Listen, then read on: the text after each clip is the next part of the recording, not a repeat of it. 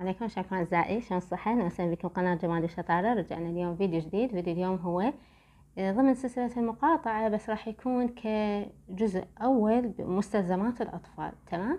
فيديو اليوم هو بديل شامبو جونسون. قبل لا نبدي لا تنسون دعاء الأخوان إن شاء الله يفرجها عليهم إن شاء الله. شدوا الزول، صح الأيام تبدو ثقيلة بطيئة، بس إن شاء الله راح تبشر وتصير سوالف. الله كريم. ففيديو اليوم هو شنو بديل شامبو جونسون للأطفال. هن أكثر من واحد، راح أخليكم الصور مالتهن. أول واحد هو شامبو نونو.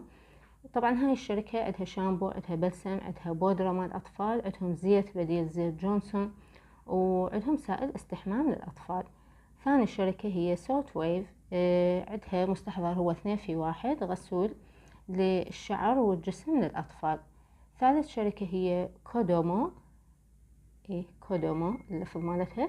هي هاي بيها شامبو، بيها غسول جسم وشعر للأطفال، عندهم بودرة كذلك للأطفال، عندهم غسول ملابس للأطفال، وعندهم غسول الأشياء الأطفال. هاي الشركة طبعا هي مثل اللي قبلها، اللي جربوها يقولون زينة، يعني بحيث يعني شامبو جونسون مو فد معضلة. نشوف هاي بالزوم. قلنا يعني البديل الشامبو جونسون ايش قد هم سووا عليه اعلانات وعلى اساس بس هو الزين، بس لا، يعني هسه هاي الشركات البديلة لا والله، يعني هسه البدائل ان شاء الله موجودة وكفاءتها زينة. ماشي. بعد عندنا هاي الشركة هي موستيلا، فرنسية، واللفظ مالتها بالفرنسي موستيلا.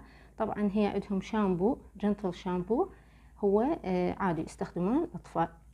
بعد عندنا شركة كيوفي، أيضا عندهم شامبو للأطفال، وعندهم مستحضر 2 في 1 شامبو غسول للأطفال. شامبو يعني وغسول جسم للأطفال. بعد عندنا سيباميد، هم عندهم شامبو للأطفال، عندهم مرطب للأطفال، عندهم واقي شمس للأطفال. طبعا هم كاتبين عليه أكثر من يوم يستخدم أو من أول يوم. بالنسبة لي كطبيبة أطفال يعني ما أشجع على واقي الشمس من الأعمار الصغيرة، يعني فوق ال5 سنوات ما يخالف، إذا حرارة شديدة فوق السنتين، لأن أصلا هم الأطفال عندهم كساح، مو مال يعني إحنا بعد نستخدم لهم واقي الشمس بكثرة، إلا لا تعرضوا للشمس فترة طويلة جدا ذاك الوقت نستخدمه. هواي طبعا أكو شركات بعد محلية، فأي شركة تعرفونها زينة عادي اكتبوا بالتعليقات. أي سؤال عندكم تذكروا التعليقات. الله ياكم، مع السلامة، في أمان الله.